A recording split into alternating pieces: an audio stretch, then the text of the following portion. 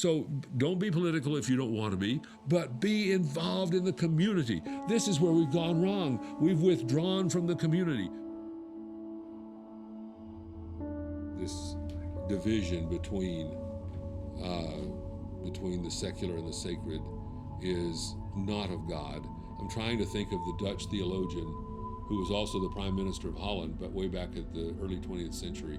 Oh, what is his name? Anyway, he's famous for the statement that there is no part of creation over which Jesus has not said, "This is mine." And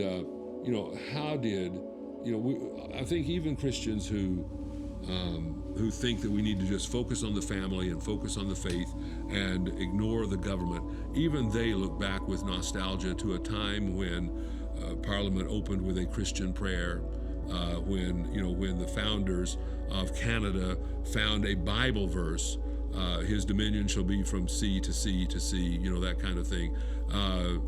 They found a Bible verse to be the motto of Canada. We look back with nostalgia to those times, and yet we fail to notice that it was only because godly men and women got involved in government at the lowest and highest levels, the lowest and the highest.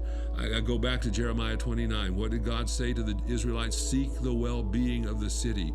Why is it that Christians then are not getting involved? Don't run for office, not first. You may later run for office, but at first, there are committees all across your whether we're talking about your councilor's district, the city council, there are committees that are just dying for lack of people to get in and do the work that needs to be done to benefit the people in that part of the city through this committee work and through money that gets spent on various good works and so forth. So why not get involved there? You volunteer, you go to your city councilor and say, I'm ready to help, how can I help? And they'll give you a list as long as your arm of places you can plug in.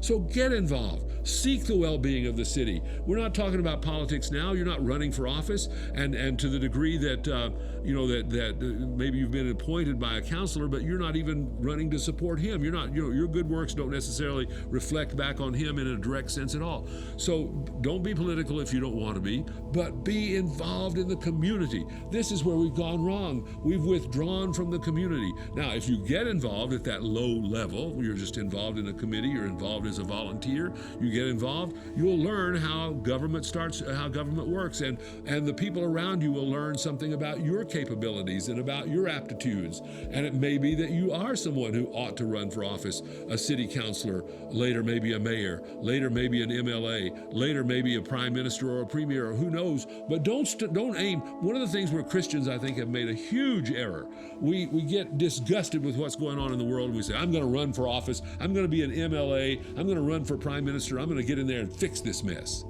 You can never fix the mess from the top down. You've got to start at the bottom and understand how things work, and just grow and go from there. But the fact is, we're under orders to seek the well-being of the city. God forgive us where we have not done so.